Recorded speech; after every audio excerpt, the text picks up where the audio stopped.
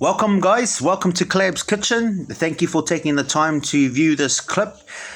So today I like to share with you guys how to make a Pacific Island dish which is called chop suey.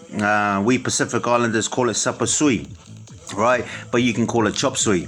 Okay, so before we start, again, this is my first drop and I am learning as I'm going, and there is a lot of room for improvements with my videos and so on. So bear with me while I take you guys through this journey while I'm cooking.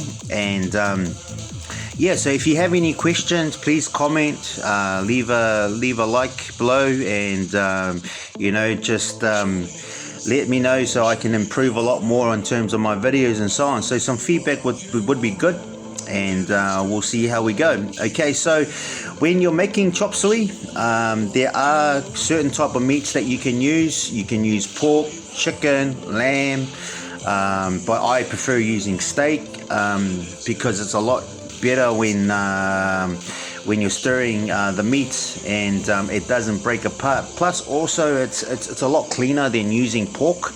My family likes to use pork and lamb, but for me I prefer using steak because it's a lot better, a lot leaner.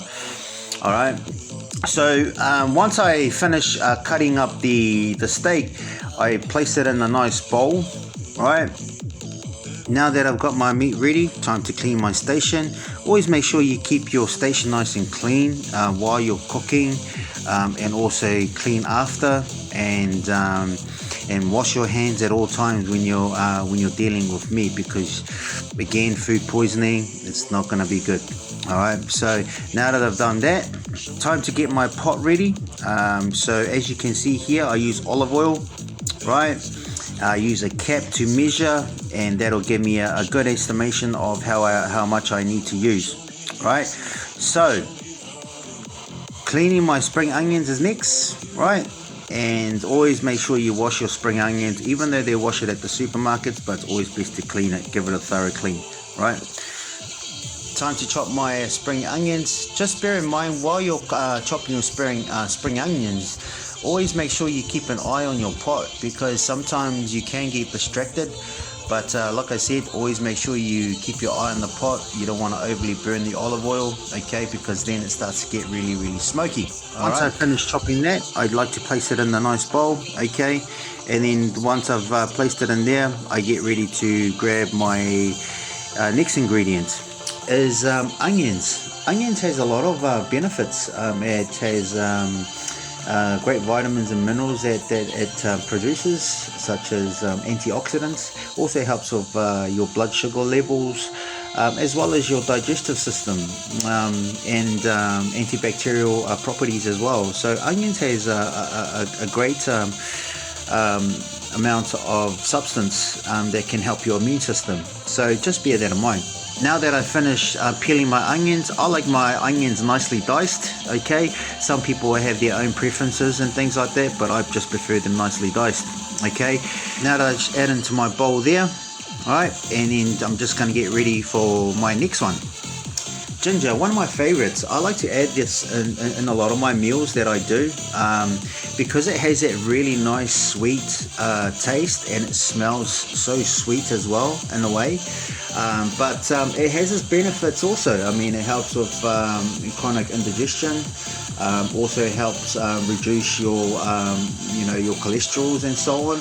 I mean, it also helps prevent cancer. So add ginger into your meals and so on. Now that I just add my ginger into the bowl there, okay, getting ready for my next load. So I got my meat ready. Okay, so now all I got to do now is try to mix everything in there. So I have my chopped chives, I've got my basil, and then I've also got my black pepper. Okay, so I like to add, I like pepper, I like white pepper as well, but with my chop suey I like to use black pepper. Alright, so each to their own. You can use black or you can use white. They taste they still taste good. Time to add the basil in there. Usually I like to measure with the palm of my hand, because it gives me an idea how much I need to add in, because the amount of meat that I've used. Usually it should be around about a tablespoon or half a tablespoon, again coming back to how much meat that you use. Once I've done that, I just sprinkle it all over the meat there, the steak, and then once I've done that, I mix everything all in. Okay, and then get ready to add another ingredient. Now it's time to add the chives in there, again measuring by the palm of my hand. Once I've done that, I add that in there. Okay, so that's a perfect amount of chives that I need to use, again coming back to the amount of meat that I use. Okay, once I've done that, I just mix it all in again. Okay, and then we add another ingredient as black pepper, one of my favorites, again coming back to measuring the palm of my hand, just the right amount that I need. You know, the good thing about black pepper is basically it improves your nutrition absorption, and also acts as an antioxidant as well to your body. So add that into your diet. Black pepper is pretty good. As you can see here, because I didn't have my bowl to crush my black pepper, I use another alternative, which is just to crush it with a spoon. You know, another way of doing things, you know, thinking outside the box. Now it's time to chop it up in fine pieces, the black pepper there, and then I just add that into to the steak. Once I've done that, I just grab myself a spoon, and then I just mix it all in, just give it a good mix. Yep. So once I've done that, I also add you know, my onions and ginger and so on. Now that I'm going to add some spring onions in there, I am going to use the rest later.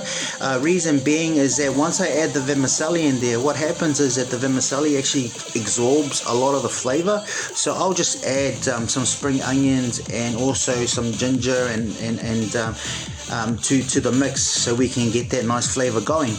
Now that I've finished marinating the steak, it's time to put the rest of the onions in the pot. While the meat is marinating for a few minutes, just making sure that your onions are nice and tanny brown. Okay, don't overly cook your onions. Right, so once you've done that, then add the steak in there.